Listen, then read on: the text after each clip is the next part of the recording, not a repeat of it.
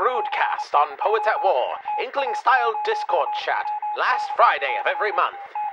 And now, the Broodcast. Check, 1, 2, 3. Hello, friend. Greeting. How are you? I thought you were going to be later. So did I. I too thought I would be later, but I was wrong. I've been learning to braid my beard, so that's cool. You braided your beard. Yep. I do not have a beard long enough to braid. Yep. It gets past a certain point, and I'm like, okay, this is too distracting. I understand. This has become an issue. I have needed to be putting the work in on it more often lately, and I've started to do that, and it's actually been rewarding. I've been enjoying it more than when I just kind of let it go. So that's good. That's good. But yeah, and this rune is the day rune. Doubt you can see it, but day. Yeah, it's the rune for day, which is like associated with hope, and Gandalf comes on the fourth day or whatever it is. Yeah, all that stuff. Day-o. Yep. Wait, hold on. Look to my coming at first light on the fifth day. Fifth day, whatever it is. Yeah. At dawn, look to the east. I was Do not listening look to the east, though. I was listening to the King's Hall, which is one of the podcasts from the guys who do Haunted Cosmos, and they're going through some of the well, they kind of started with the bookends of the wars with the Islamic wars in Europe from the beginning of the Crusades and stuff. They started with that, and then they did just now the end of the basically the end of the Ottoman Empire. And so it was, they talked about the winged hussars and that whole thing, and when the winged hussars arrived. Exactly. And how Tolkien took a lot of inspiration for the Rohirrim and all that other stuff. So fun. Oh yeah. Ride of the Rohirrim was definitely inspired by Battle of Vienna. Battle of Vienna with the winged hussars. There's no way it wouldn't have been. Right. Yep. So that's fun. I've been building and we just got our tax return pending in our account, so hopefully we might even have it tomorrow. I should check. That would be really good. But the what's it called? One of the things we're doing is I'm building a physical audiobooks business. Going to start going to flea markets, but I'm doing SD card, and I have a fun and interesting way of packaging that I'm working on. So I was going to say physical audiobook. Yep. Nobody has tape decks anymore, dude. Oh, I know. And CDs, some people still do, but no one wants 8 CDs for a single book. That's the thing. Well. Right. Except the people who have. Right. Yes, most people. Except for the people who actually really like CDs. Right. Cough, exactly. cough. Yeah.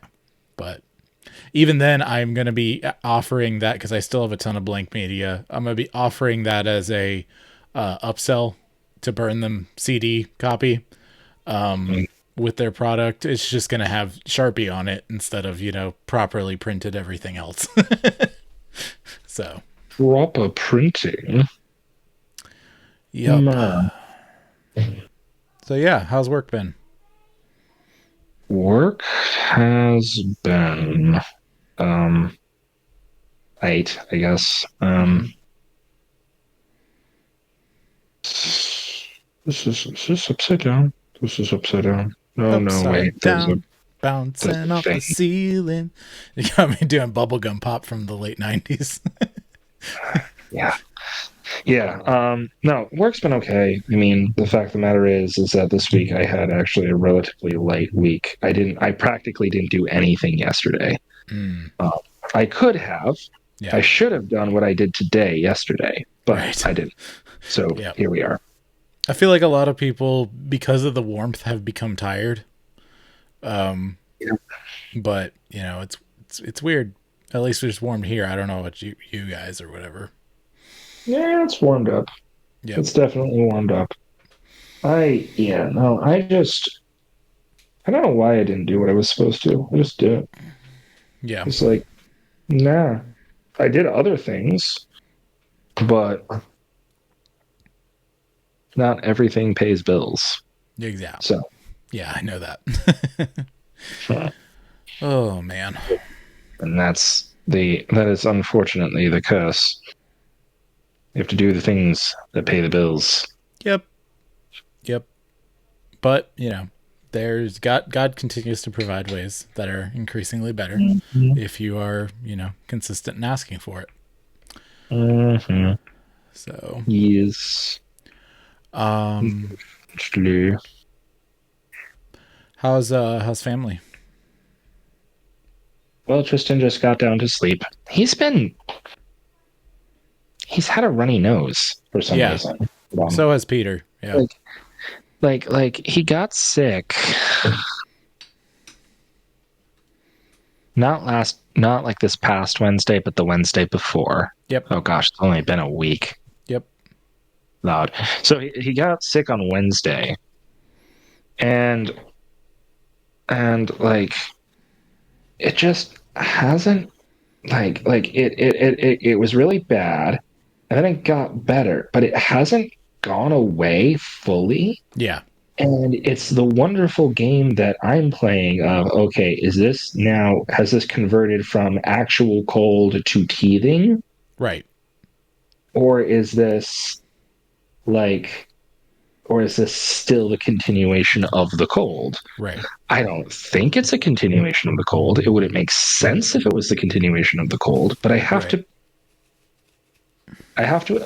at least have that as a option, because otherwise, no, I don't have tissues down here. Oh no, they're in the other room. Crap. I'll be right back. Okay, no problem.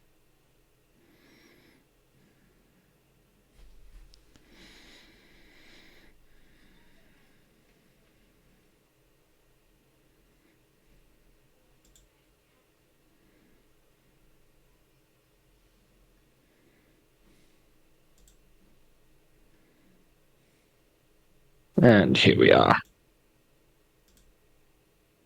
And the ears go in. There we go. Do a quick invite while I'm doing this. Or try to. Discord's being funky. Play that funky music, white boy. What? Anyway. Discord, yeah. Although I'm worried with DEI what they would consider funky. True. True. I didn't even think about that. I don't want to think about that. 40A. Why is it? I want to invite them to the channel, not the... Okay. Copy link. That'll be fine. Do do do do do do do do do do do do do do do. Bam bam bam bam bam bam bam bam bam bam. Meow meow. CD40A. What? But yeah, I'm doing my audiobooks, but I'm also taking the LibriVox ones because they're very clear that, yeah, you can sell these on their website. Kind of upping the quality of the recordings and turning some of those around, public domain stuff. Yeah. My first two public domain are going to be the Blue Fairy book by Andrew Lang and Orthodoxy by G.K. Chesterton. So Orthodoxy. Yep. I think you saw that cover that I did. Posted. You shared it. Post chat. Yep. Yeah, you posted it in host chat. Wow. Yeah. Around the same time, I shared the script. Yep. Which I'm really enjoying. Yeah, I'm glad. I don't know what I'm going to ask tonight, because I feel like I should always come with like an actual question, so that I'm not just like, hey, tell me what you think.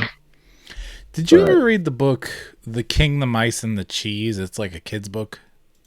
No. Let me see who it was by. I know it was like a husband-wife duo.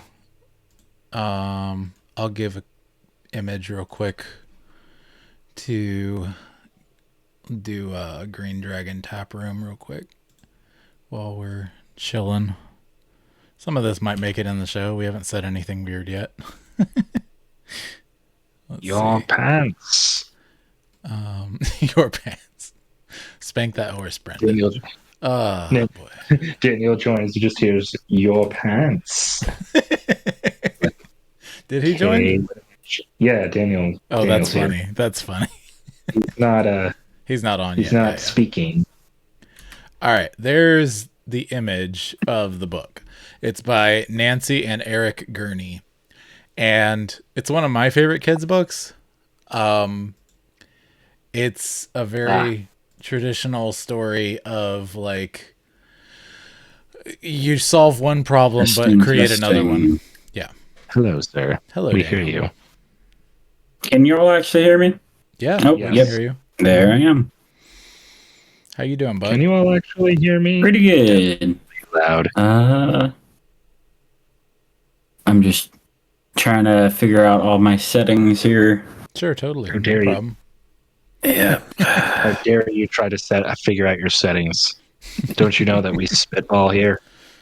There is no settings. There is only wait.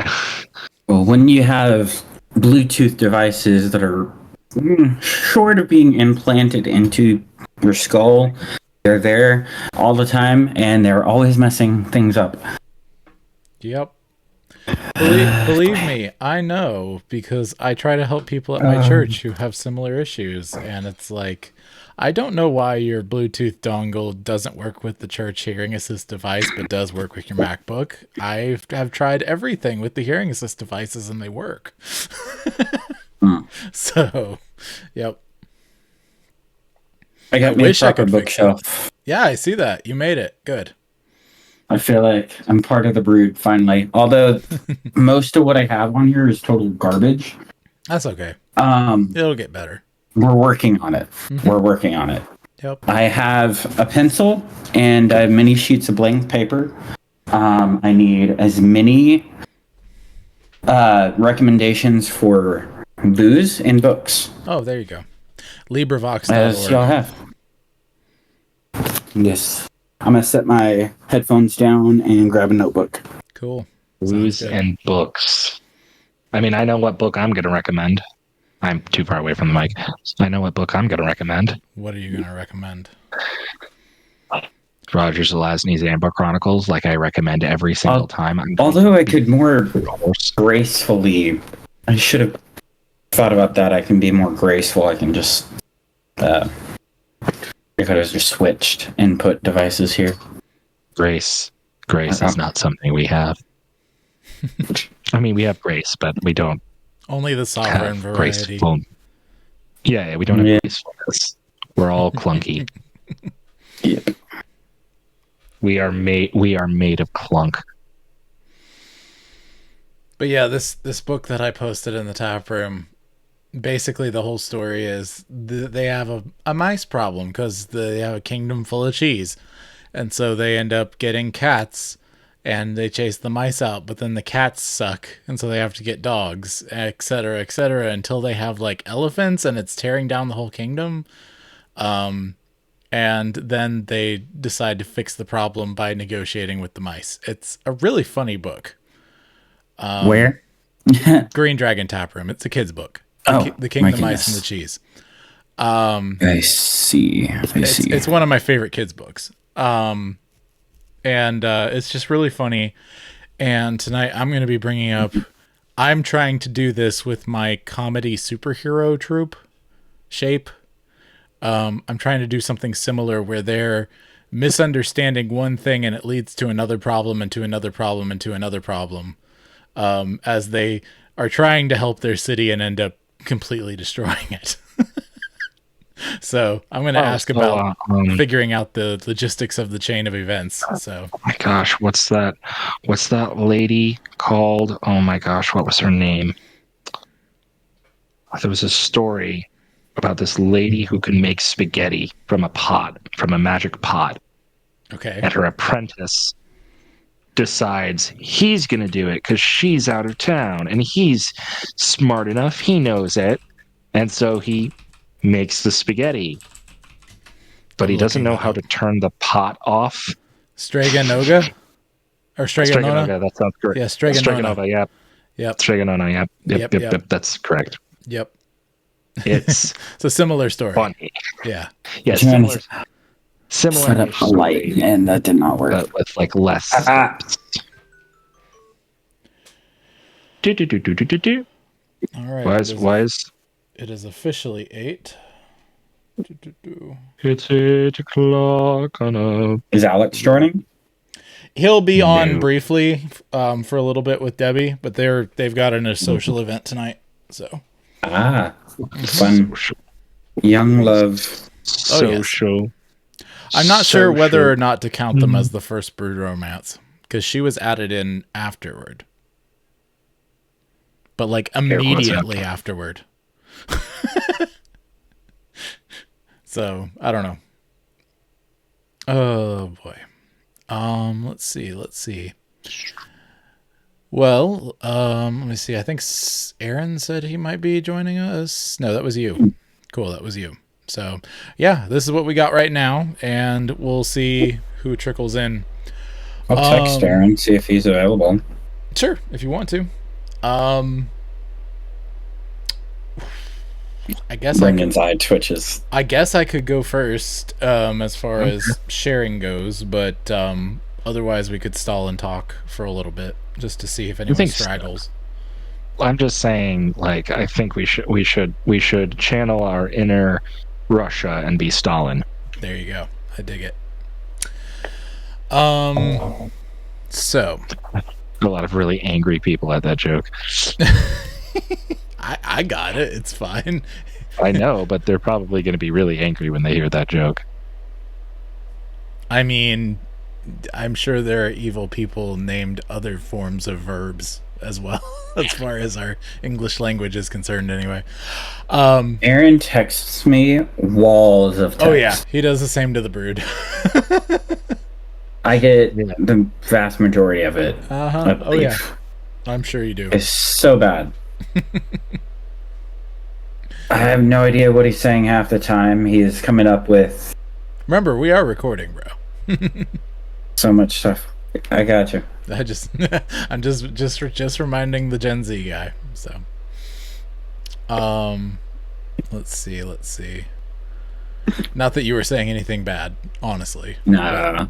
No, I think it's funny you're like reminding the Gen Z guy that I'm on recording. That's my whole life.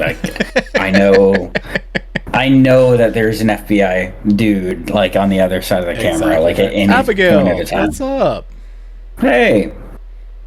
Good to have you here as you're connecting. Good shenanigans. Let's see. Sorry, I didn't realize I was muted. Oh, it's all good. How are you? I'm doing pretty good. Good. I have a few minutes to drop in, so I thought I'd say hello. Do you know the children's book, The King, the Mice, and the Cheese by Eric and Nancy Gurney? That does not ring a bell. I posted a picture of it in the Green Dragon tap room. If you want to look, you don't have to.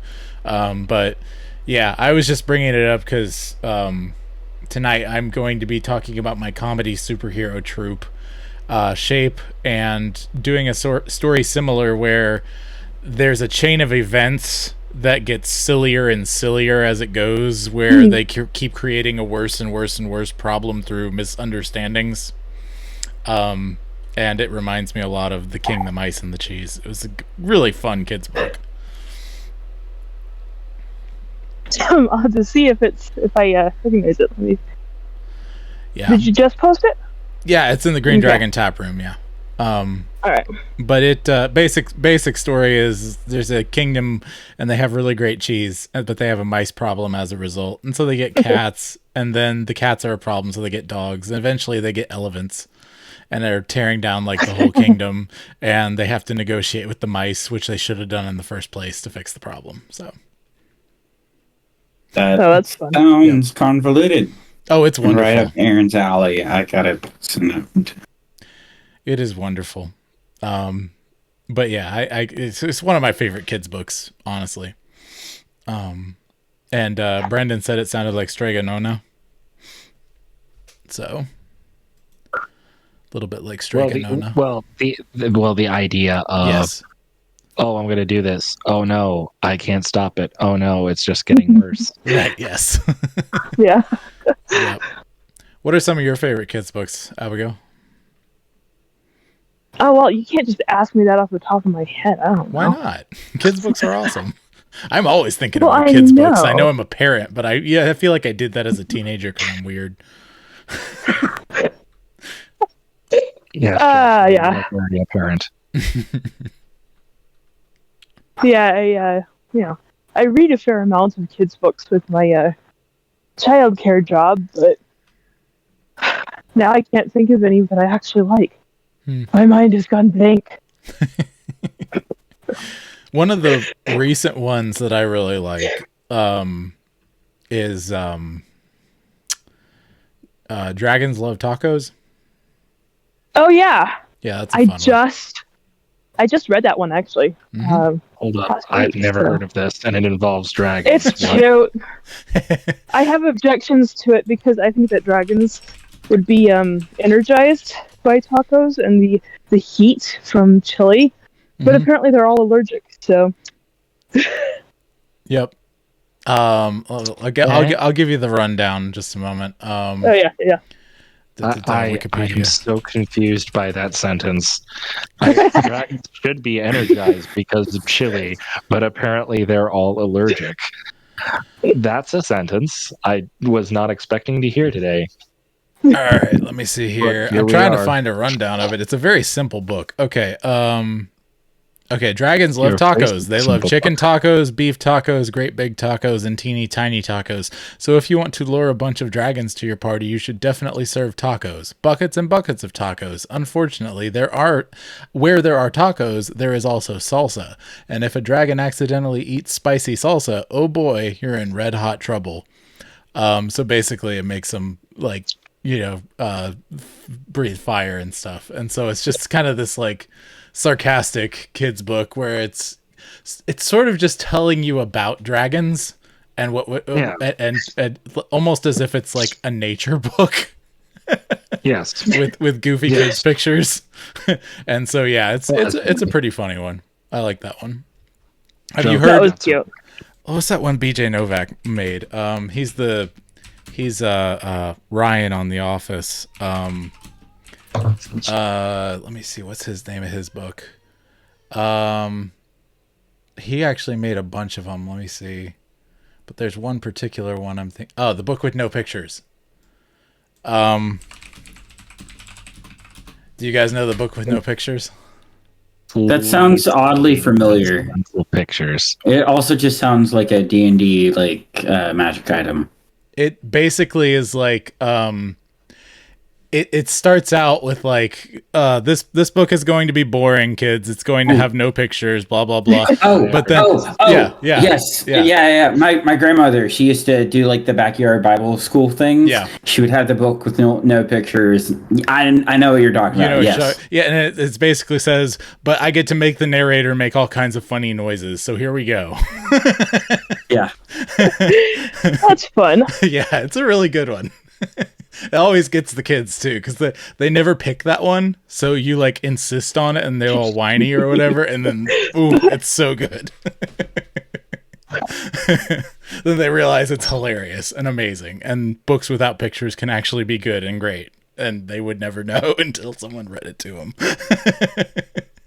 Unless That's I'm thinking clever. of a totally different thing. I feel like I'm. Oh, What maybe does you it are. look like? It looks like a white book with black block text on it. And it has, Okay. Yeah. It's literally okay. I'm thinking of a totally different thing. I can't for the life of me. It's not there. For the life of me, If you're only here for a I little bit, cannot Abigail, you could go remember. first if you have something to share. If you don't, it's okay. But Yeah. we've been kind of stalling and whatever, and I think all three of us are planning on being here for the long haul. So if you want to go first, we'd love to hear whatever you got. Well, I don't know what I'm going to talk about, so Okay, yeah, that's somebody else fine. can go first. Okay, I think I have a bit longer than I expected, so I'll hang out for a while. what do you think? And I realized Go I ahead. forgot to give feedback to Brandon about the thing last time, and well, What was It's it? okay. What was your thing? Oh, the Feywild thing. yeah. Chapter. No, it was the other thing. The first scene, not chapter. Bleh. Yeah. Or the second scene, technically. What probably gonna have were your thoughts? What was your feedback that you can remember? Let me see if you can cast your mind back. If I can cast my mind back. Oh my lord, I should have grabbed a jacket. Oh, it's so cold. Let me see. It was a. Are you there? Yeah, we're still here. I'm here. Okay, good. I I'm here. hit a button. Let me see. It was Oh yeah, I think I think it felt like it sort of started slowly, and it didn't quite have the grab that it needed. And I was taking this one. I did this a pitch session at at the conference I went to last year. I went to a screen pitch event thing, talking about it like a class, and so I was trying to get all my notes about that and remember what they said. I was like, it felt like it didn't quite drop us as much into the action as it could have. It was good for the character, so that was good. But it felt like it needed to have the an actual like feel of what the stakes were, rather than just people talking about it. I think that was my feedback. Yeah. Okay. I mean, He made some changes that I read recently that I'm really happy about. But go ahead. Okay. Cool. Well, I mean, no, but it's a good point. Mm-hmm. It's really hard because I know what's going to happen, and I mean, part of it is that like there's I feel like I'm juggling a lot, and so I appreciate that. I can try my best. I would also say that that wasn't like the first scene technically. Yeah. It's like sort of the first full scene, but we had a sort of intro thing, and the thing is that like even though there's gonna be like weird adventures and crazy things like that, I probably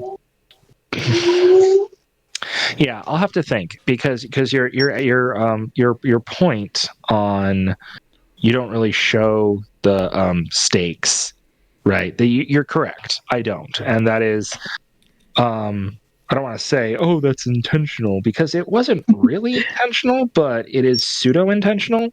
I was hoping for a more slower burn story, but at the same time, like, obviously that's not going to sit well with everyone. And so I need to figure out a way of beginning a slower burn story and getting to the point faster, basically. Yeah, and I think the one of the things that really stuck with me from that session was like introducing the main characters, or at least some important characters, pretty early on, and giving a really good, strong glimpse of them and why they care and what they're doing. You fixed that too in what I was reading. That's awesome. So you've already halfway addressed what she's talking about, which is awesome. Yes, Daniel. I'm a newcomer. What are y'all talking about? Brendan is making a script for for pitching a animated show. Oh, okay, yes.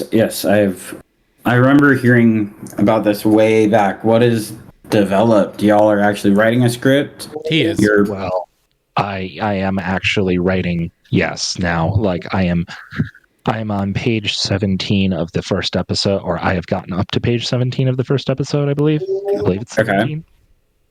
16. Well, I am at page 17. I've only written 16 pages. Gotcha. What's your elevator pitch for the show? Crap. Hang on, let me pull up the document. See, my problem is elevator pitches are the only thing I know how to write. And then if you try to ask me how to elaborate it, I can't. See, I got onto a talk with Jason Farley. We had a one-on-one lovely conversation, lasted about like an hour, a little bit more. And he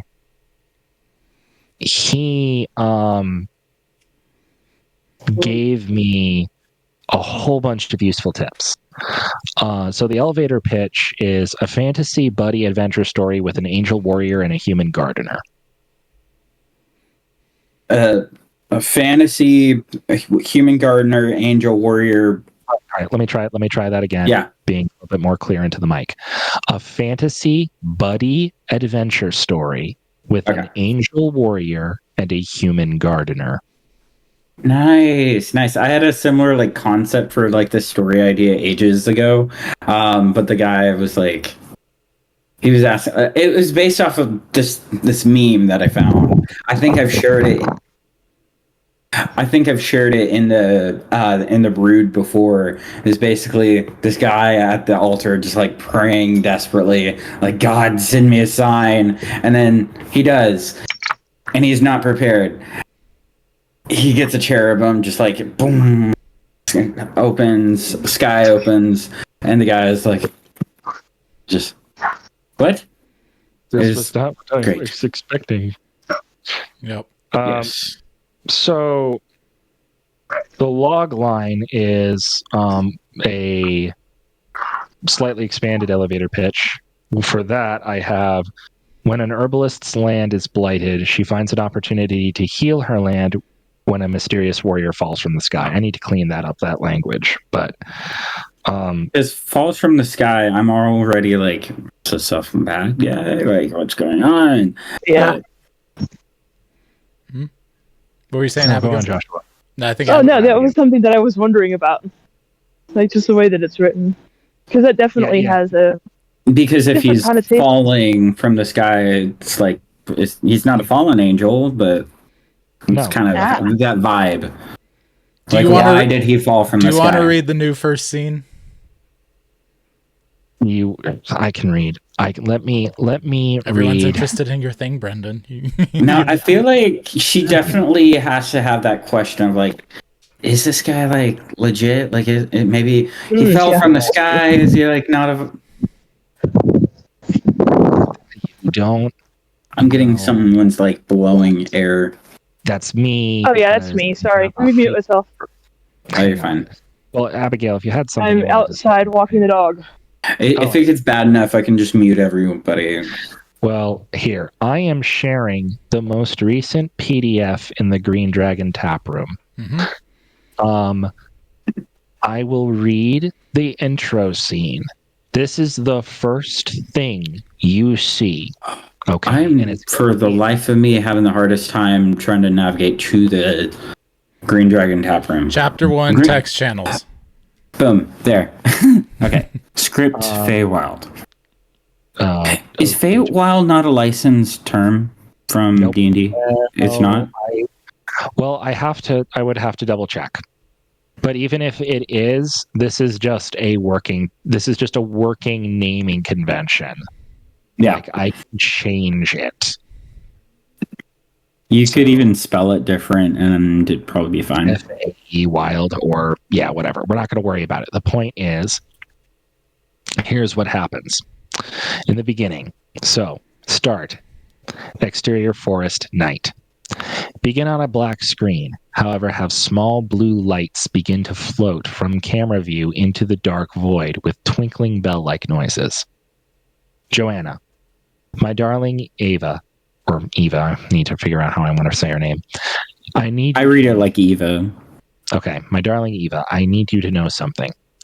The forest is brightly lit by moon and starlight, creating a peaceful atmosphere. Eva, 20, explores the forest with intent. She is an herbalist and is both looking for beautiful plants and checking on the environment. The voice of Joanna, 44, echoes as Eva remembers the conversation.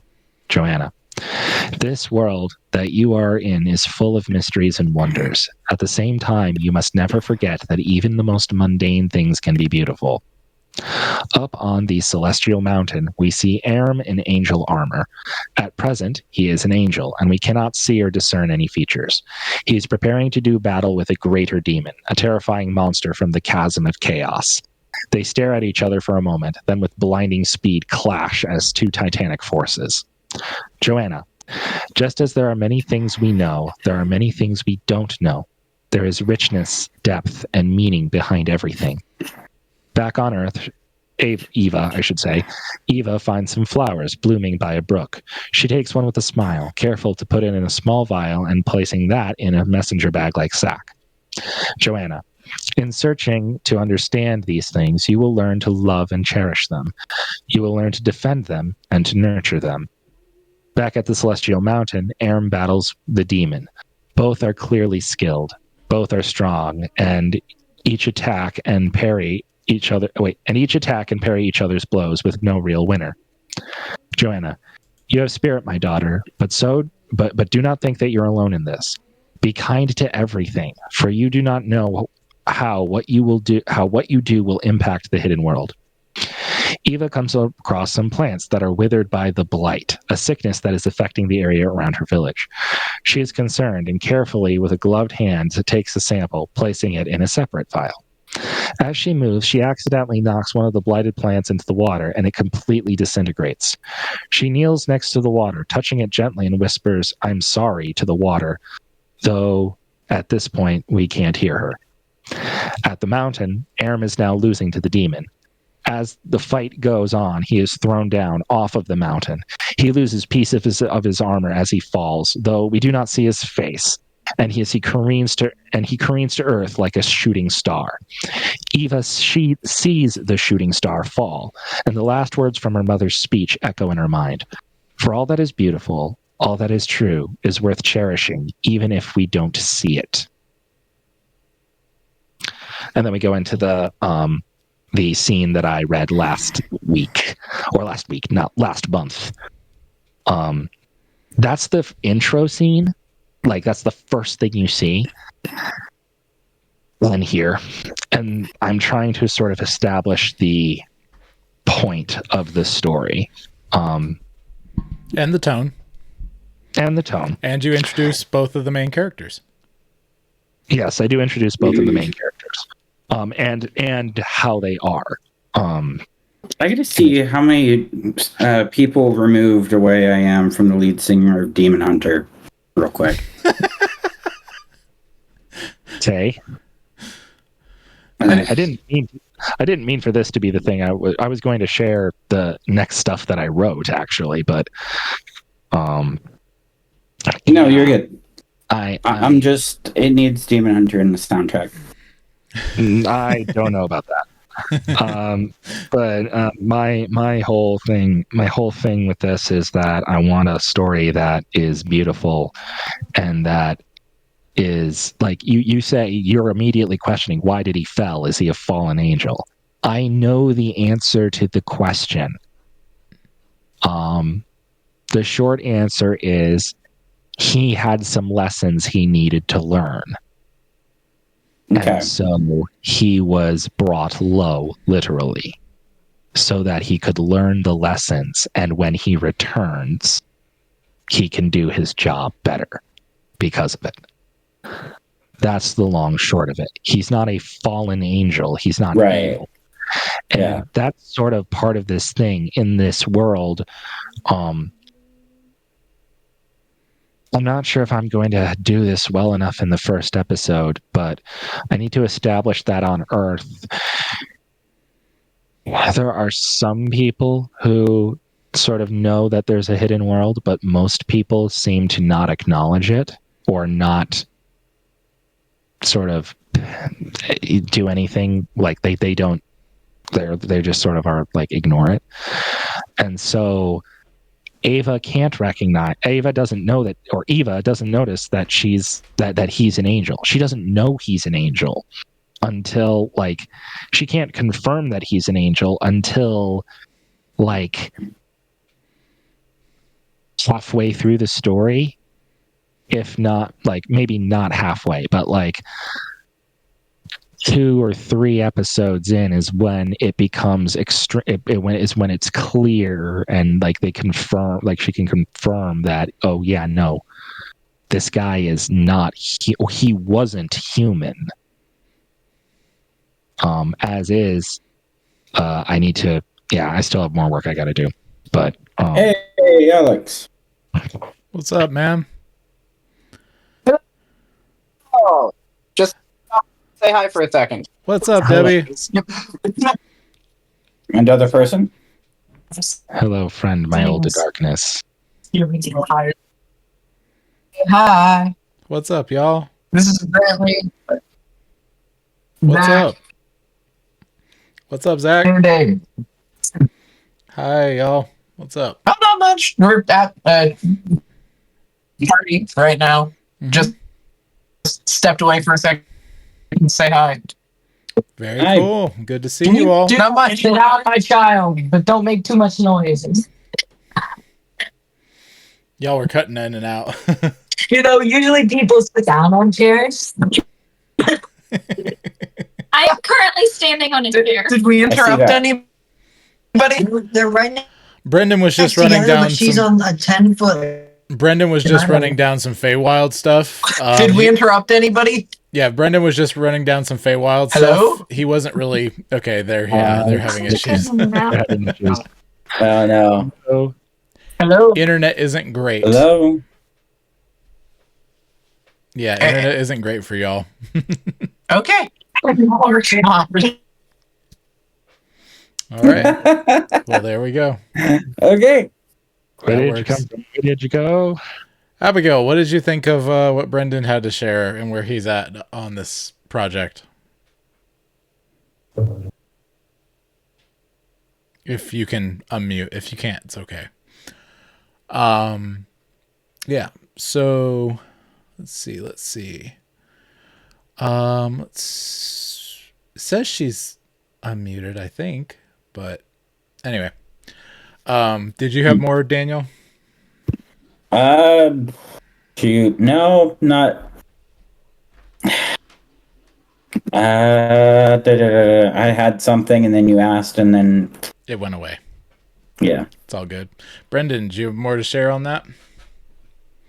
I mean, I do have. I mean, I have what I was intending to share, but like, if I don't want to eat everyone's time, Whatever you want to do. If you want to read it, we'll listen.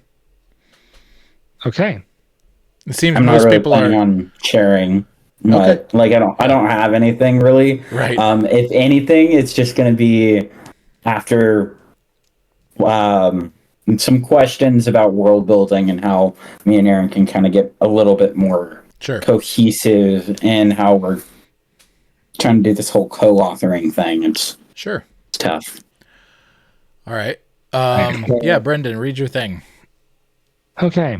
Well then, last month I read something. I made a couple changes and tweaks to that, but you can go back and get the gist of it if you want, Daniel.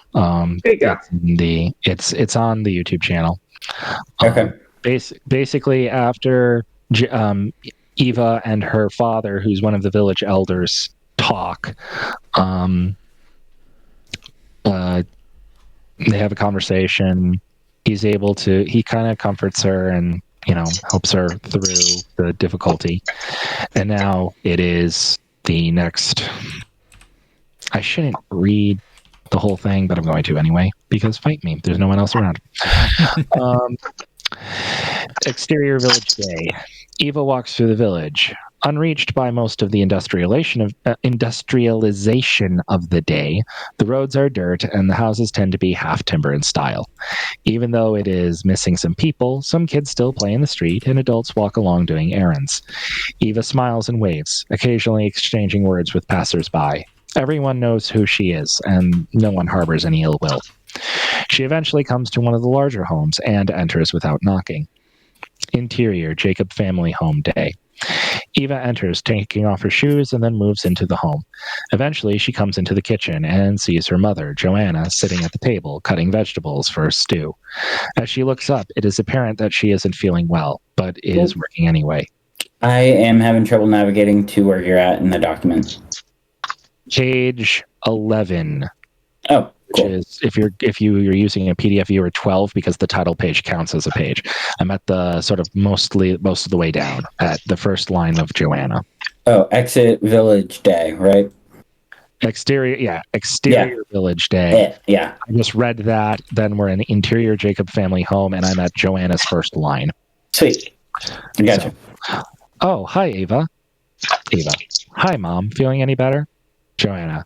Well, not really, but dinner isn't going to make itself. Eva sighs. Well, could you at least try something for me? Joanna looks happy. Another remedy?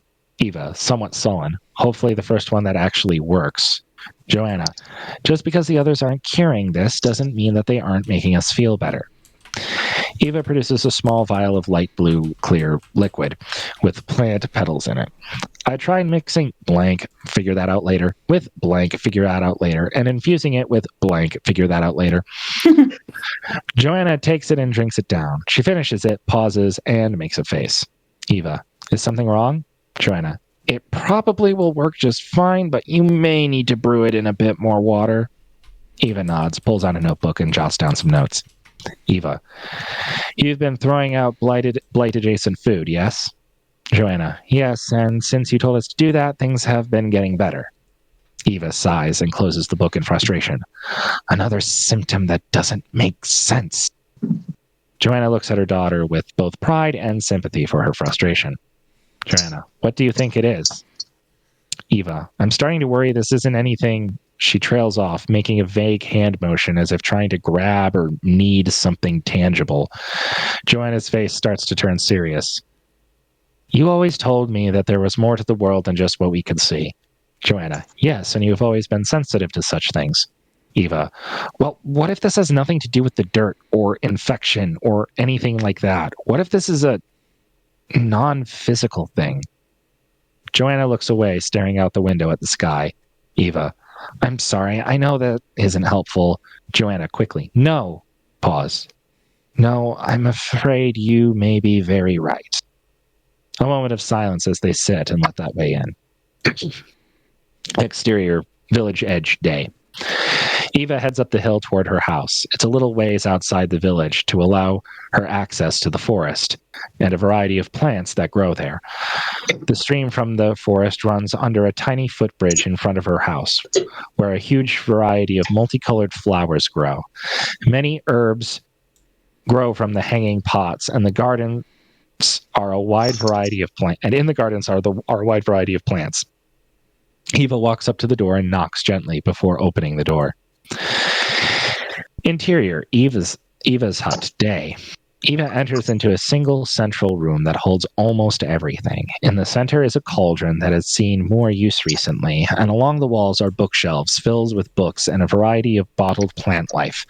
On the right side, when entering, is a cot with a bandaged human Erm, looks 27, lying asleep. On the left is her stove. To the back is a door that leads to her bedroom. She glances over, sees that Erm is still asleep, and sighs. She goes in and proceeds to busy herself with cooking soup and cleaning bandages. Eventually, she moves over to Erm and begins to work on changing some of his bandages. Eventually, she puts a warm, damp cloth soaked in water with herbs on his forehead.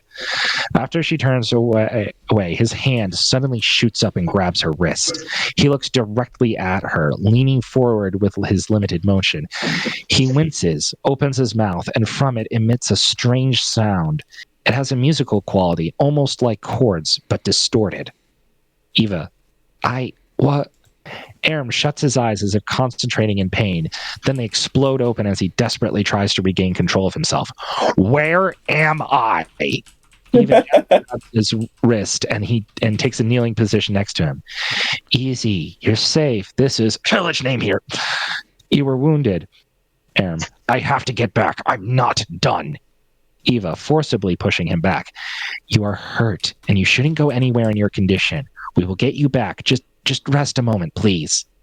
Eva quickly moves over to the soup. She checks it and works on getting a bowl. Suddenly, there's a crash, and she turns to see Erm on the ground, struggling to get up. Erm, cursed body, forgot, need. Eva rushes back over. Didn't I tell you that you aren't in a condition to go anywhere? She helps him into a sitting position on the ground. Here, you haven't eaten in at least 2 days. Erm looks away. He's obviously frustrated. If you eat, you will be able to go sooner. Erm looks at her, looks at the spoon, then grumbles and accepts the spoon. His arms are too weak to hold the bowl, so Eva feeds him. What's your name? Erm looks mildly annoyed that this girl is trying to talk to him. He looks around as if trying to find a word to fill in for her. Erm. Eva notices the behavior but hides her suspicion well. Erm. That's an interesting name. Where's it from? Erm, dismissively. Not around here. Eva. Well, that much is clear. Where are you from? Erm is stuck. He can't do what he's supposed to do, and this girl is asking questions he can't answer, as the truth would violate the rules of the universe. He looks out the window in search for an answer that would satisfy. Erm, I am from a faraway city. Eva can sense his hesitancy, and so is willing to drop the specifics. Is that where you need to go back to? Erm, quietly masking his doubts. Yes. Eva, well, I can't help you get there if you don't let me help you. Or I can't get you there if you don't let me help you. Erm looks back at the girl holding the spoon, and for the first time since the initial outburst, he really looks at her. He sighs and accepts more food. Eva eventually goes back to the soup pot, scooping out a bowl and dropping a little bit from a vial of something into it. Eva, why do you need to go back there? Erm, I'm a soldier. We are at war. It's my duty to defeat the enemy, and I can't do that if I'm not there. Eva is quiet. She offers more soup to him, who willingly eats. Eventually, she puts his arm around herself and helps him back to sitting on the bed. Erm sleepily. I need to get back. Eva, I know. Eva lowers him down till he's asleep on the bed. Once she is sure he's asleep, she quickly grabs her things and all but runs out the door. And that's as far as I got. I love that. That is a very fun character dynamic, and is the relationship between Eva and how do you say his name? Erm. Like Erm, one syllable, like arm, but with air, right? Erm. Yeah. Yeah. Erm. Just to clarify, is this the new first scene or the second scene? This is further in. It's like third. This is farther in. This is after. Okay. I did the new first scene earlier. Yeah, you read that earlier. Yeah. When we first read earlier before Alex jumped in, and this is after the conversation with the elders. So this is okay. A little. Okay. So, and I know it's I know it doesn't solve. I need a breakdown of the I'm missing that section with the elders. Okay, so just a breakdown, cliff notes, whatever you got. Yeah, I'm working on it. Give me a second. So, after the initial scene with where Erm's fighting on the mountain and he falls, and Eva picking flowers in the forest, you see a group of the village elders discussing how they're going to solve a problem of the blight. A salesman comes in and offers a solution that involves basically a chemical compound that would theoretically, you infuse this chemical compound into the soil and it helps your crops grow and makes them healthy. That's the plan. Eva, I called her Ava last week. Eva walks. I'm partial to Eva mainly because my niece is named Evangeline. So. Oh, okay, cool. Yeah. she comes in and she is providing another explanation for this blight, but one of the elders chimes in, hey, this guy who's a salesman just showed us this whole thing and it seems to be working, and it completely throws her for a loop because she's assuming the blight is like an infection, and the salesman's solution is it's not an infection, it's the soil missing something. And that completely throws her off. And her dad, who is one of the elders, talks with her afterwards. She vents her frustrations to him, and they hug it out, and it's great. I gotta say, your take on world building is much less daunting than the encyclopedias I'm having to sort through right now. You haven't gotten to the Feywild yet. Well, I bet it's bad. It's good, bad, but yeah, it's already like I can kind of see. There's a bunch of moving pieces here, but I have just what I need to kind of get to the story. Yeah, what's gonna happen? So let me tell you what's going to happen throughout the. Here's another thing that was mentioned in the. On a whim, I say on a whim, I decided to add that there was a war going on in the nation, like the nation was at war with another nation. Yeah. And so some of the young men from the village went to fight. Yeah. In that war. So I did that without really thinking about it. Hi, Hazel. Say goodnight. Good night. Good night, Hazel. You have what? Good night. But Okay, is that good night in sign language? No. Mm-hmm. Oh, okay. Can you show that to me? Alright. So No, that you're fine. Good. You're night. alright. Night night. Good night. All right. Good is from here to good. There. Okay. Yeah. Cool. Ooh, I have a fun one that would be for the brood storyteller. There you go. Nice. But here's the thing. When I added in that point on war, I didn't think about what it would do when Aram shows up and he says that he's a soldier. So that's when that happened and he said he's a soldier, Eva goes quiet. And I'm like, oh yeah, because she would think he's talking about the war that the nation is fighting. So she's probably wondering if he is a spy or something from the other side. But that wouldn't make a lot of sense given the fact that she finds him in a crater in the woods. I love that introduction. It's just so fun. That is very fun. Gives me lots of ideas. Aaron and I were trying to remix. I'm sorry, just take. Oh, you're good. You're but good. It definitely just Aaron and I, we have this idea. The main antagonist for our story is essentially a fallen angel, like a low-level angel that Katira is having to protect the heir to the throne. A bunch of things going on, and I cannot quite elaborate everything on my mind, but so many parallels, and it's very cool. Well, what's going to happen is that in the remainder of this this chapter, not chapter, this episode, a hellhound is going to show up, trying to find Aram and kill him, and it's going to almost kill Eva, but Aram's is going to save her life and fight off the hellhound. And the result of the fight is the hellhound's blood gets on some plants and blights them.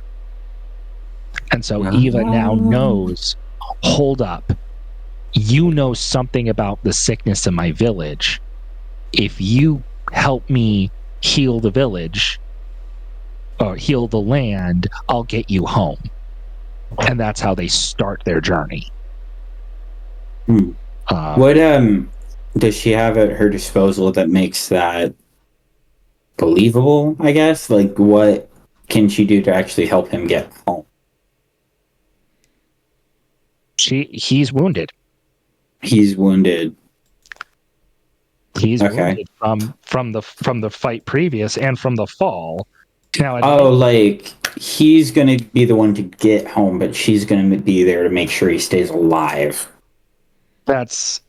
You're thinking about this too practically. Okay. You are thinking way too practically. Because here's the thing about Erm. He doesn't care.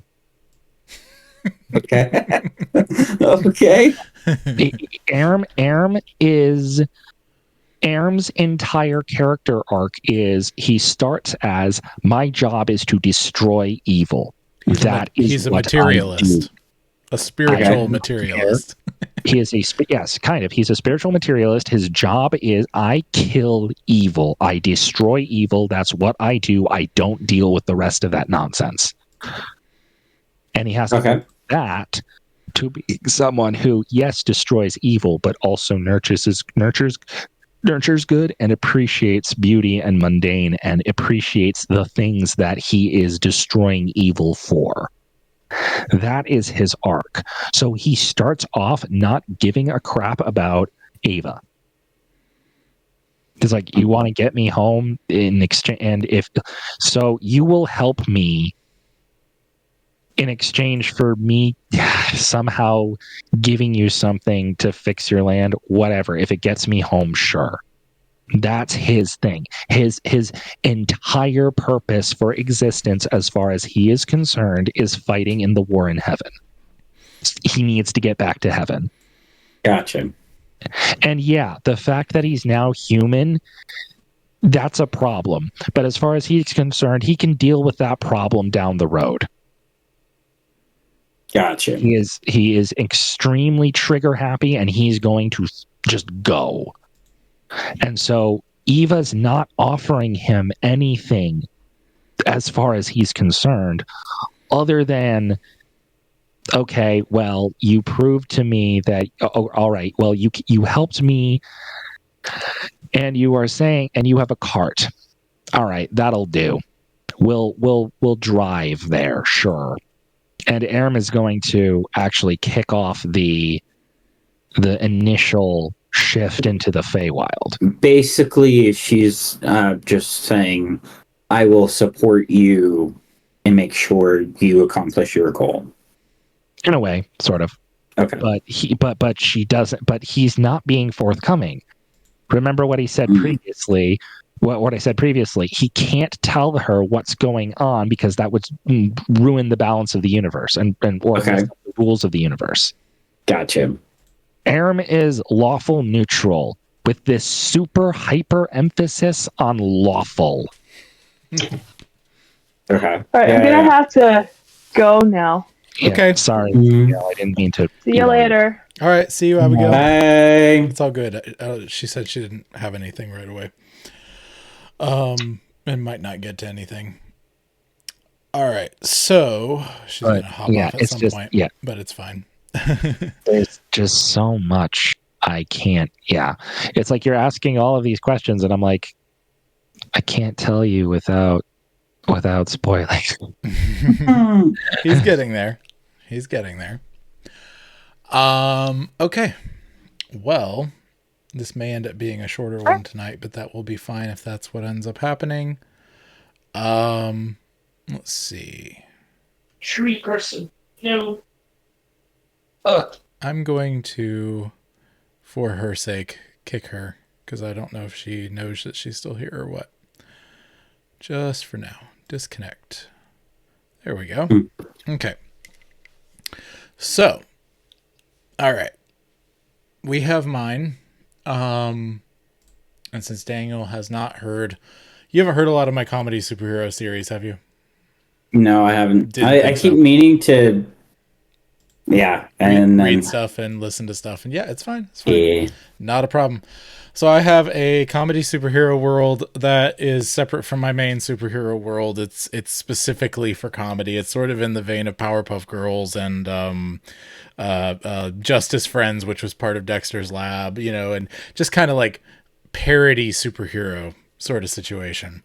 In this world, there is at least in North America, different continents kind of have their own overarching governing bodies of superheroes. And they're, at least in North America, it's a giant corporation called SHA, SHA, or the Superhero Alliance. And so they basically are the ones who license superheroes. They train superheroes. There's academies, etc., that sort of a thing. And our story follows one particular very inept, hilarious team.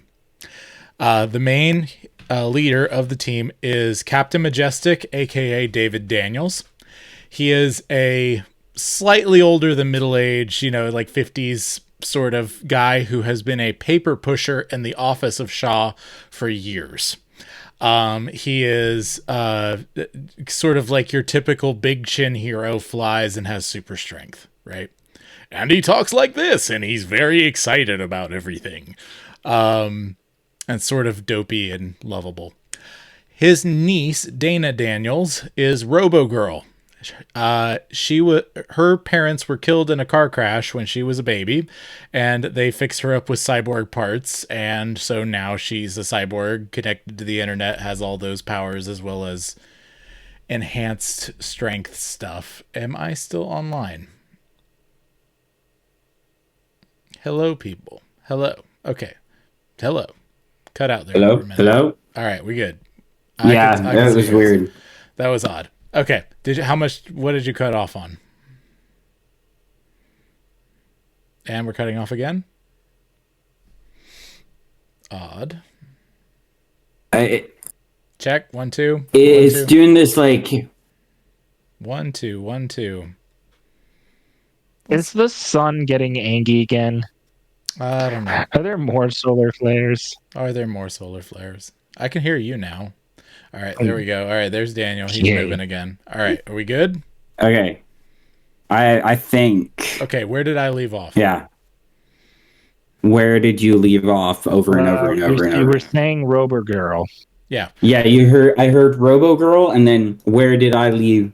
Okay, got it. Yeah. Okay. So she got connection to the internet for anything. She, moderately enhanced strength, et cetera, all those kinds of powers you can think of from the cyborg. Then we have, there's, the next one would be probably Behemoth Jr. I don't know if you guys remember the 1970s Godzilla animated series, but it was hilarious. You do. Okay, look, you do. And so I actually remember a thing. 1970. Yeah, I think I actually did. Godzuki was the cute little, like, somehow related character who is like a stupid baby dinosaur type thing related to Godzilla. How do I know this? It was on Boomerang. Anyway. Okay, yeah, I probably did end up watching this in between episodes of Teen Titans. Yeah. So, anyway, but yeah, Godzuki, think like a cartoony Stegosaurus that is actually the son of a giant monster in Metropaville where they live, right? Okay. A kaiju that lives underground, and he's like the dopey idiot son of this kaiju. Okay. Gotcha. Then you have the dragon, who is originally the janitor at the main Shaw building, but before that he was a very powerful kung fu master who was dishonored and dishonored his people, and thus exiled himself to cleaning toilets. And so basically he's even older than Captain Majestic, and he has amazing kung fu powers, and he does some amazing things with herbal tea. So anyway, and then we have the main pair, Fireman and Hot Chick. No. Fireman is a fire guy, flies and shoots fire, and he's from the Midwest and like as milquetoast as you can possibly imagine a guy. and just super chill, laid back dude. And then his buddy is a angry sort of like Bradley Cooper as Rocket Raccoon style little baby chicken who breathes fire and talks smack. Love that. And so basically, they have a whole backstory that he got mutated as a baby chick and is stuck as a baby chick and all kinds of other stuff. So, yeah. So, anyway, I need to make an email. No, I'm trying. Just giving you the very Cliff Notey context. The first episode is about the team being formed and them all kind of coming together. Fireman and Hot Chick are in the academy and they can't be released, but they're trailing a bad guy off the books who turns out to be this guy who's been infiltrating Shaw for a long time and stealing DNA from all the students so that he can create a super serum of all the powers for himself. Right? And they stop him, and the second episode is actually a legal courtroom drama because the Academy works like NCAA, where basically like they can't be released from they could drop out, but like there's all kinds of fines and whatever else if they join the superhero. SHAPE is their team name, the Superhero Alliance Patrol Ensemble. And so basically, if they join this team, they have to pay a bunch of fines because they violated Academy rules, kind of like the NCAA if you went pro. You know what I'm saying? Okay. Right? And so basically like the whole thing's a courtroom drama about like the proceedings. And so I feel like I watched like a My Hero Academia episode. Yeah, it's something like that. Yeah. And so this third episode, the concept that I have and I'm trying to brainstorm for is basically says SHAPE completely misunderstands an assignment from Shaw and they cause more damage and chaos than stopping damage and chaos, but eventually their refusal to quit reverts the damage to a net positive for the people they're helping. Okay. So disaster, and then they do what to turn it around? Right. They don't turn it around. They keep yeah, go ahead. Go ahead, Brendan. It's we're gonna like, oh well, it's so bad it can't get worse if we do this, and then it gets worse. Oh well, it's so bad it can't get worse if we do this, and then it gets worse, and it basically keeps going until it actually comes full circle, and them screwing up over and over again actually fixes the problem. I love that. Yeah, and so the first, so I need chain of events is the thing. Right now, I have the first in the chain of events, which is our first link is a the first misunderstanding situation will be where Captain Majestic is told to direct traffic downtown because a light is out. No traffic jams is interpreted as no one can listen to music in their car. This would cause actual, traffic jams and backup and everything else, right? So this is the first chain that I have. And now I need ideas to get progressively sillier until we can have some ridiculous outcome where their final screw up actually not only fixes everything, but makes everything better than it was before. Okay, where's my dice? When in doubt. When in doubt. Okay. I could have sworn I had my dice like on this counter. I guess not. I guess I won't. And obviously I want to work in all these characters as to each of them misunderstanding in their own special way if possible, How many characters is it again? There's 6 on the team. Captain Majestic is the first one, yeah. So wait, that's like 36 different like doesn't have to be that many. Right? Anyway, what were you saying, Brendan? So what needs to happen is Cyborg Girl needs to hack all the lights to take them all down, because one light being down is a problem. But if all the lights are down, then we're in a stable condition. I love that. Okay. Okay. Okay. Robo Girl. I can't find my dice. That's not happening.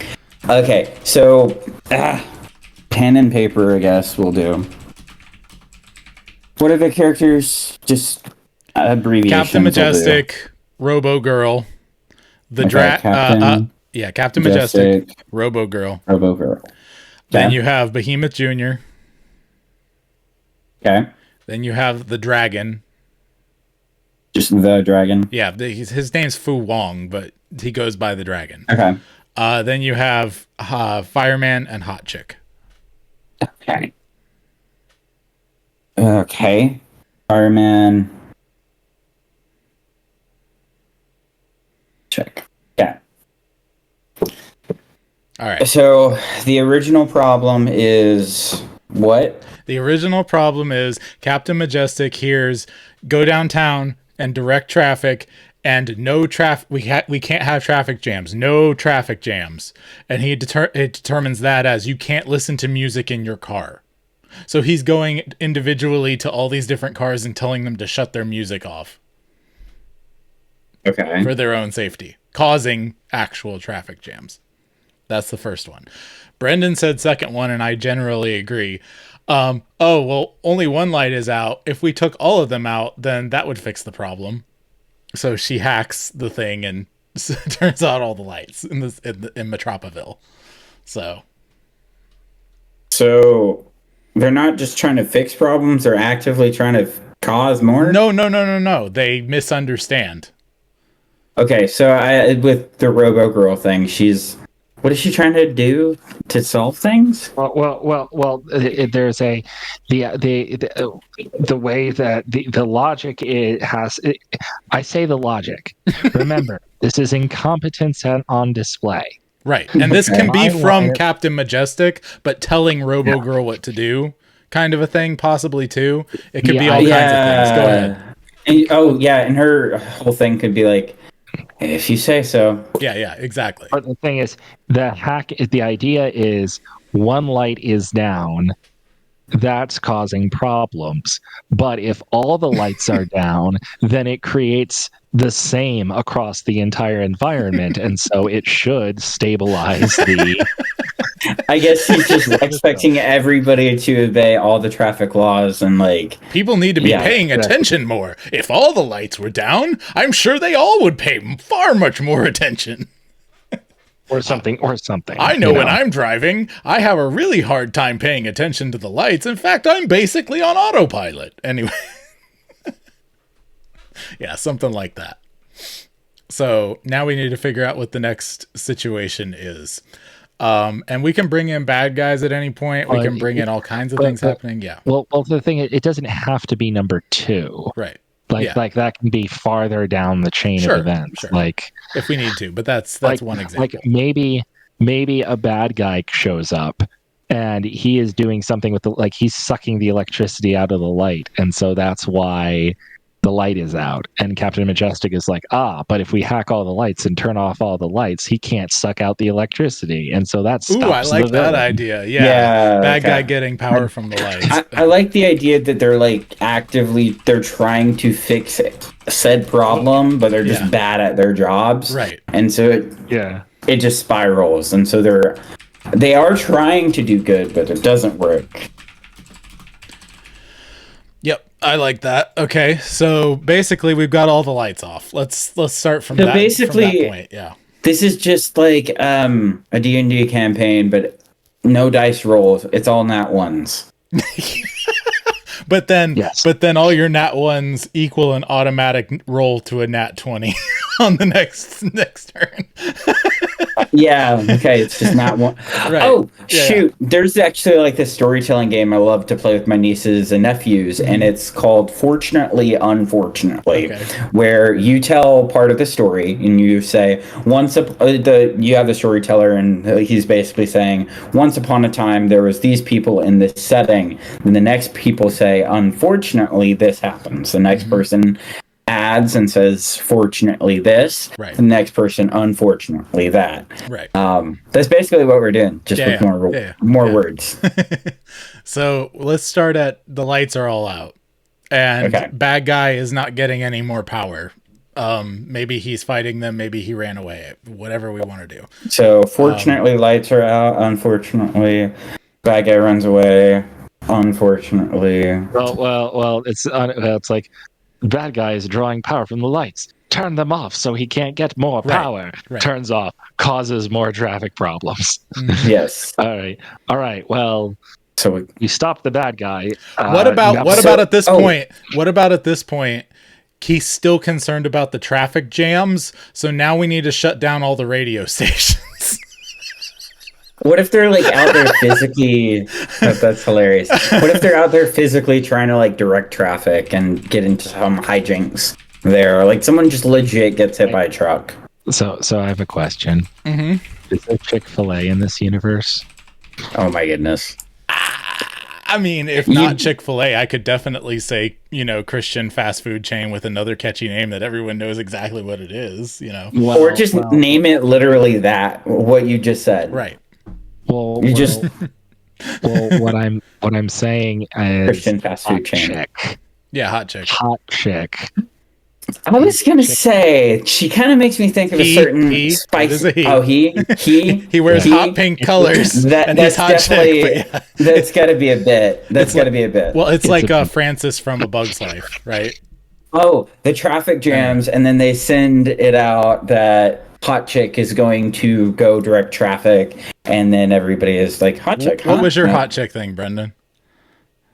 Well, no, I was just gonna say, like, if there was a Chick-fil-A, hot chick is a chicken, and it gets mad that Chick-fil-A is being served or something because, like, how dare you kill my brethren? But like he just realizes that chicken is a fast food thing, and it's actually his flesh. Okay, wait. We gotta have a cow villain. A cow villain. I don't know about that. Like a cow villain comes and they're just like starts wailing on him. This is gonna be fun to listen to later for people. Everyone's gonna be confused. All right, I'm gonna put. I am. I'm just gonna put as a note: existential hot chick crisis. Existential. There you go. Existential. Oh boy. So I think that there are many reasons why I'm not allowed to go outside. That is one of them. I'll tell you one joke that really kind of sums up the kind of humor I'm getting at with this. Daniel, just so you know, Brendan just about died at this joke, but basically Captain Majestic goes back into his office to clean out some stuff, and the janitor is there and he's cleaning in the dark. And he's just kind of being weird because he's him, and he's being depressed and whatever else. And so basically, like once he agrees to join, he's all excited, he's all happy. He says, "Maybe we can discuss this over some herbal tea."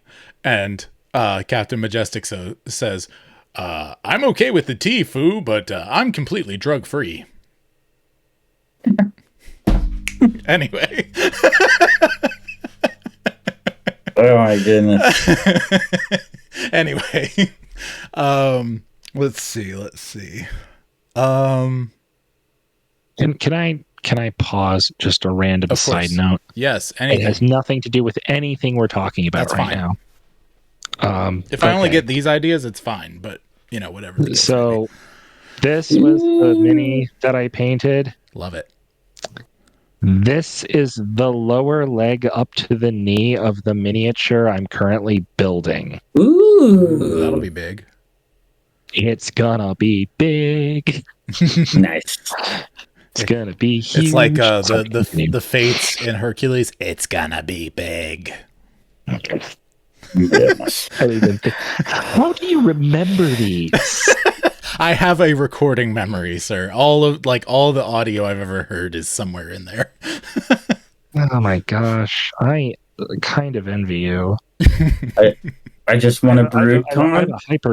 I have a hyper visual memory. I can remember so much that I've seen, especially if I see it again. Yeah. But sound, like I can remember some sound for like music, but yeah. Dude, I basically remember all sounds like music.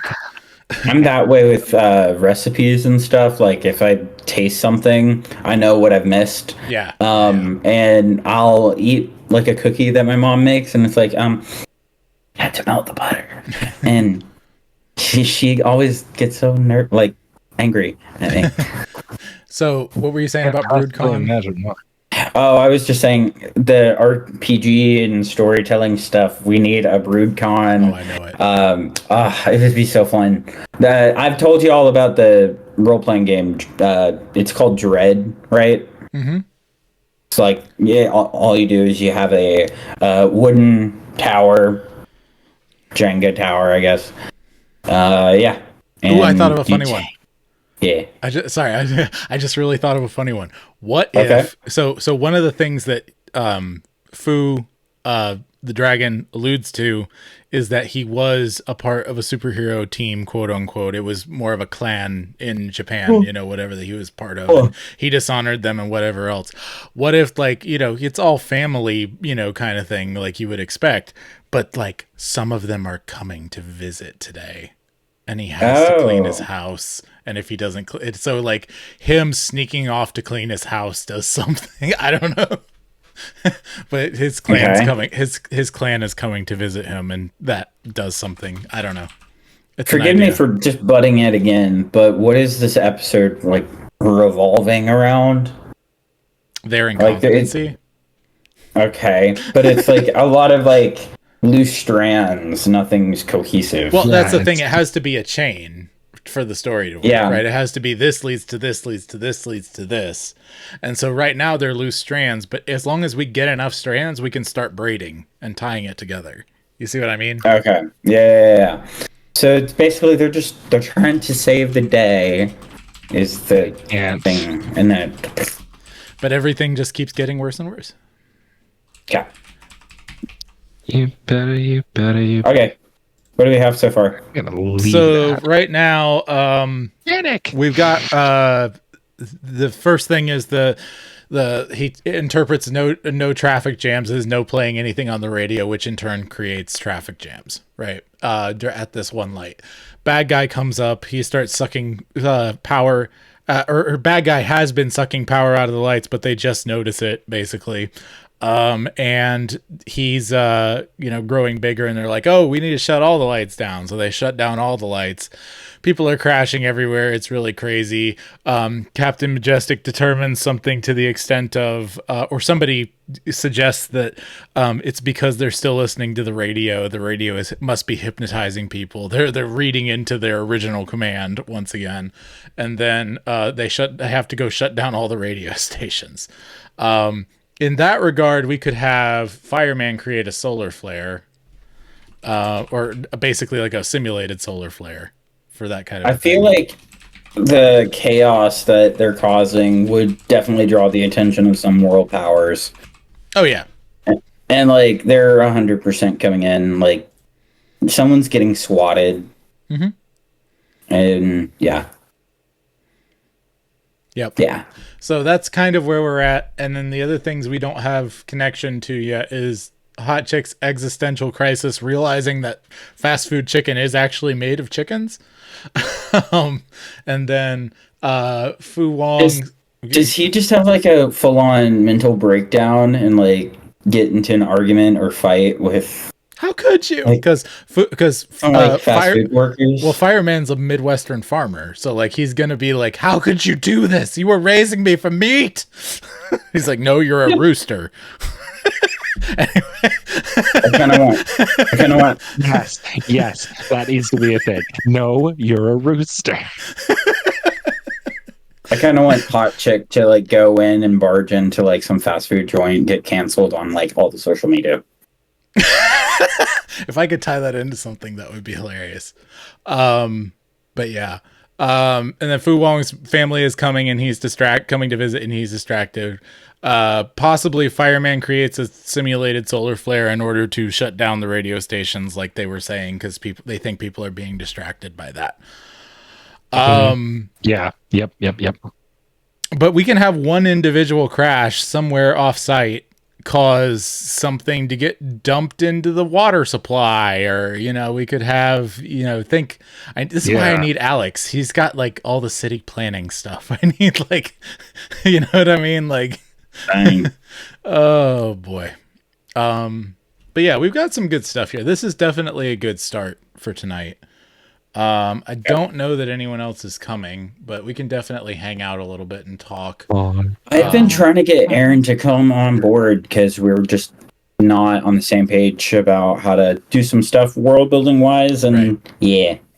Well, why don't you talk to us about your world building issues, and especially Brendan right now, because I'm going to use the restroom. Be right back.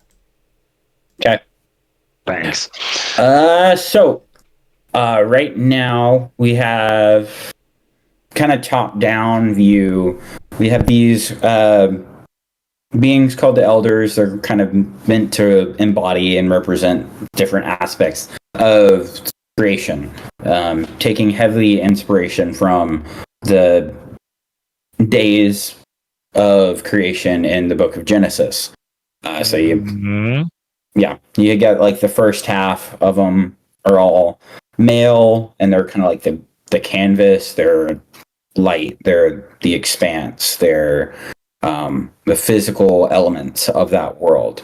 And then you have the female half of the elders, and they're the things that kind of fill them, and they're the stars.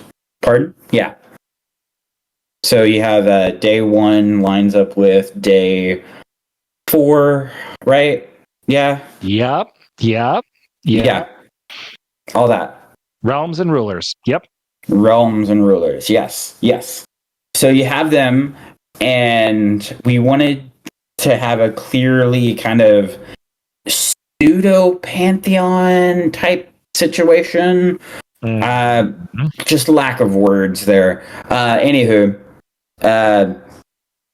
all of the magic that comes into this world comes from these 7 beings. We have Takeen,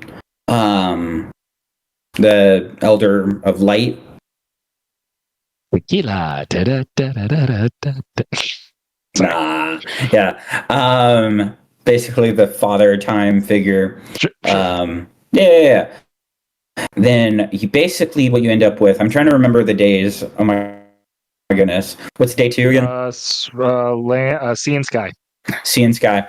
So that's Taude. He's basically Poseidon. He's got like that Poseidon feel to him. Yeah. In a sense. And whenever there are storms, whenever there is good happening out in the seas, people are going out on voyages, people are acknowledging that Taude played a role in that. We have the third elder, I forget what his name was, but he's the land. Separate sea and land. Yep. Yeah, the separation between sea and land.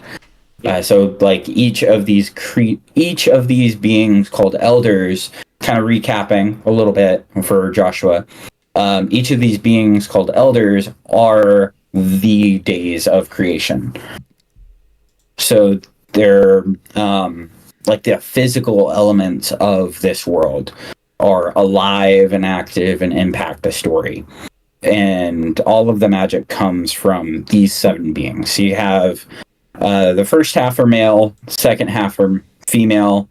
You said something realms and rulers, Brendan. What's that about?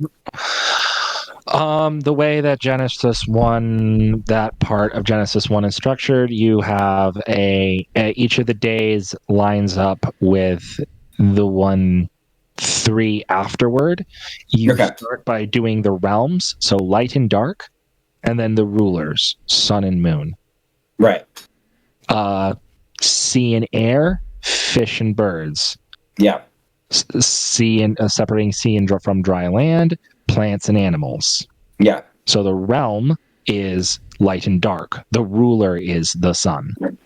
That's what realms and rulers is. That's gotcha. What realms and rulers is just talking. So yeah. So we have those characters, and essentially what we have is kind of the fall of some of the elders. Like half of them they go evil. and there's a lot of different myths about how that happened. Aaron has this encyclopedia, and then we have all these little things going on about what actually happened, and I'm trying to decide how much information about the elders do I actually need to present to the reader for them to get what they are, who they are, how they impact the story, and the role they play. Because they play a pretty big role, but I feel like it's just so much to focus on. And part of me wants to keep it mysterious, because maybe some people believe this myth about them. Maybe these people believe this. And the story is about trying to find what the true myth actually is. So I'm going to share with you something that Ian Wilson shared with me a few weeks back. Is that correct? That's correct. It claims to be correct. Okay. And that is that you do not have to create a massive world with a massive novel. Yeah. The example that he used, I believe, is Robert E. Howard, who wrote the Conan series. And Conan has a massive world with massive mythos behind it. Mm-hmm. There's only like 1 or 2 novels in this series. The rest of the massive world is done in short stories. Okay. So, when you ask the question, I feel like you're asking the wrong question. Okay. You're asking, how much information do I need to give when the let me rephrase. You're asking the right question, but I think you're doing it in the wrong context. Okay. Because yes, the beings are important, but are they important to the plot of your story? Right. And if so, yes and no. The main antagonist is kind of like a direct, like, of the rebels, of the spiritual rebels of this world. He's kind of one of their underlings.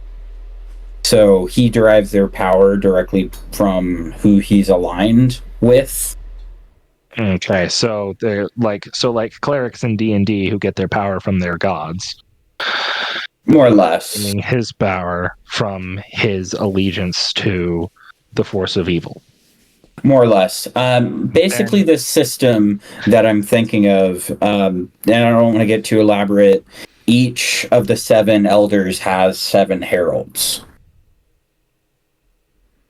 And those 7 heralds are bestowed with an exceptional level of magical ability. I don't want to get too elaborate, but there are 56 entities.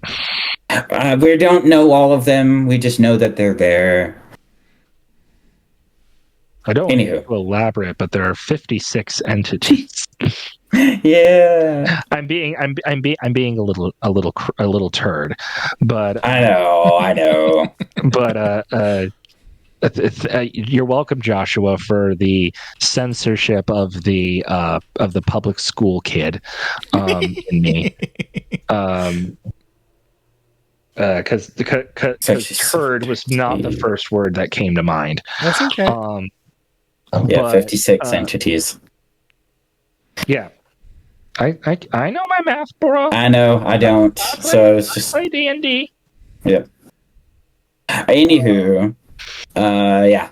So they're important to the story in that they do provide a good chunk of the main conflict for the characters. So what I would say is, as an entity, establish the rule. Yeah. There are these powerful entities. These powerful entities have heralds. Yeah. There are 7 of them. 7 entities. 7 powerful entities. Yeah. That's it. That's all you start with. You don't necessarily need to go into detail. And Each of the 7 elders yes. has 7 elders. Each of the 7 elders has 7 things. You don't need to go into that. You don't need to go into who they are yet. Yeah. As you write your stories, bring them in. Okay. And when they become important, then you tell the audience. Yeah. Yeah. That's where I'm at with it. It's just kind of putting that into practice is hard. And some of like the things like the powers and things we want the characters to be able to do hasn't been firmly set into stone, and I don't know how hard or soft that magic system really needs to be. For instance, we got day 1, 2, 3. I gotta like write them out in numbers so I can kind of keep track of who's supposed to go where. So you got day 1, 4, and 6. So 2 of the female elders, 1 of the male elders are corrupt. So like, yeah. Sexist. Yeah. A little bit. But I mean, it's on the male side, it is on the good side, it's kind of 50-50. I'm kidding. Yeah. So basically, you get night and day. The time is against the heroes. Kind of works. Time is against them. The sun, moon, and stars is somehow also against them. And then day 6 would be plants and Animals. And wouldn't that also entail sentient life on the land? Nope. No? Because it depends. Well, sentient life. Well, first of all, animals are sentient. Right. And so, yes, that would entail sentient life. I'm assuming you mean humans and intelligent beings. Yes. Humans were not made on the 6th day. That's right. They were made on they were, but they weren't. It's humans were made separate from animals. Okay. The point of humanity is that it is unique and it has a special place in Genesis. If you're trying to mirror Genesis, okay, pretty clear you are. Humanity needs to maintain its unique and special status. Now, here's the problem. Yeah. If the story is in the same one as Aaron read for us last month, that means you also have elves. Yeah.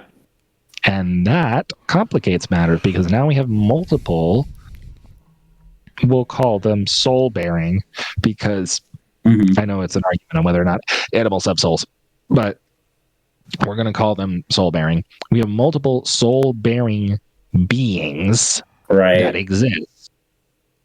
Are humans special? Are elves special? Is there, what's going on with that? And yeah, so this is another one of those issues that we kind of come up with, and it's that is hard to wrap your mind around, because whenever you make a decision on that, you're communicating something. And it's hard for me to know if we're being intentional and in communicating the right thing. I feel like that's not so much something you front load. Yeah. Not something you front load. That's something that you get feedback, and if someone else points out something and you're like, "Oh, how did I miss that?" You fix it. Okay. Yeah. I mean, I just gotta be. I got to be brave enough to go into the deep end, get some stuff wrong, and fix it later. That's what I'm saying. Yeah. Because I mean, I want set everything up perfectly. Another good example of what he was talking about earlier with the Robert E. Howard situation is The Hobbit. Write The Hobbit before you write Lord of the Rings. Yeah. That's what I keep trying to do, and Aaron jumps to Silmarillion. It's like, there you go. Yep. And I'm like, Silmarillion, we're not ready. Most of the Silmarillion was written before The Hobbit. It just wasn't published before that. Yeah. Okay. To give you a more cohesive idea of the story, the elevator pitch, because I feel pretty good about elevator pitches now. It's taken me ages. The Maiden's Child is the story we're going to be working on, and it takes place in the world, the nation of Karatua. They are currently under attack by the villainous forces that kind of control the vast majority of the world, and all the free world is kind of squished in the middle. Darkness is encroaching in. Life is fleeting. All that fun stuff.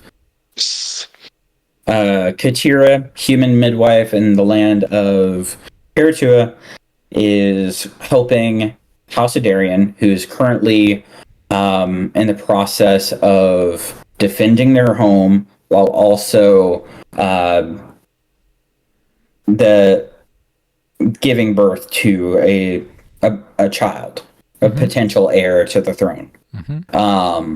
There is basically a demon out and about, encroaching and hunting that child down. So Katira, along with a troop of soldiers, is trying to navigate this terrain and trying to get this child to safety and keep him safe until he can come of age, until he can finally start fighting back. But yeah, that's the premise, the gist of it. Gotcha. Yeah. And it's just how much of this extraneous details do I need to plug in to make this a cohesive, well-rounded story? It's actually presentable. Well, I mean, if you just gave it to me in the elevator pitch, it should probably be in some form in the story. Yeah. I know there's a lot of stuff there that wasn't, in there that is part of the world, and that may not have to be. Yeah. That's a simple answer. Brendan, what were you saying? No, I was just saying, I'm sorry, my computer was low on battery, and so I needed to plug it in, so I kind of missed some of that. But you're good. Midwife, elven baby, heir to the throne, running from a demon, that sort of thing. Fun. Yeah. Special child. Yeah, special child. It's always a special child. I stole the baby. Yeah. Anyone else get that? Did you just yell Hearthstone baby? No, I yelled, I stole the baby. Oh, I stole the Willow. baby. Oh, okay. I stole the baby. That's such a good movie. Yeah. It's been a hot minute since I've seen Willow, so I ask your pardon, Lord Elrond. It's all right. I remember everything I hear. You know this. But Except when I'm not listening. Are y'all basically just saying I have permission to keep and leave the elders vague until I need to bring them about necessarily? Okay. Here's what did we learn about the Middle Earth in the first 5 chapters of the Hobbit? Right, Hobbits and the Shire, and there's a big bad world out there, and there's a dragon at some mountain. Yeah, and dwarves. Don't forget dwarves. And dwarves and a wizard. And here's the thing: what did we learn about the? Excuse me. What did we learn about the wizard? Very little. He was a wizard. Yeah, exactly. We didn't know he was Istari and part of 4 and da-da-da-da-da. We didn't... How much is there in Gandalf that we had no clue in The Hobbit? He's just some guy that shows up. And I keep trying to explain to Aaron that I don't want this necessarily to be a dark fantasy. I want it to be hopeful dark. Right. It starts out in this really oppressive, a woman protecting a baby that is not her own, running from a demon. Right, but you have to realize you're talking to a Catholic. Also, you don't have to... Which sounds rude, but looking at Catholic view of things, they have a tendency to view the world as very dark. So, of course, he's going to tend toward darkness. That's just The other thing is you don't even have to Interesting. necessarily spell out that this is a demon right away. Right. Some dark Well, entity I guess is going after them. Anyway. basically whenever I say demon, I know, I'm but you don't even have to. Yeah. That can be your Gandalf, where it's just some kind of Dark Lord coming after them, or just some kind of dark mercenary coming after them. You don't have to go into Dark detail warlord. about what that means. Yeah, exactly. Right? Yeah. Focus on what's really important, which is the three characters of the villain, the protagonist, and the baby Carlos in question. Katira Scout. Yeah.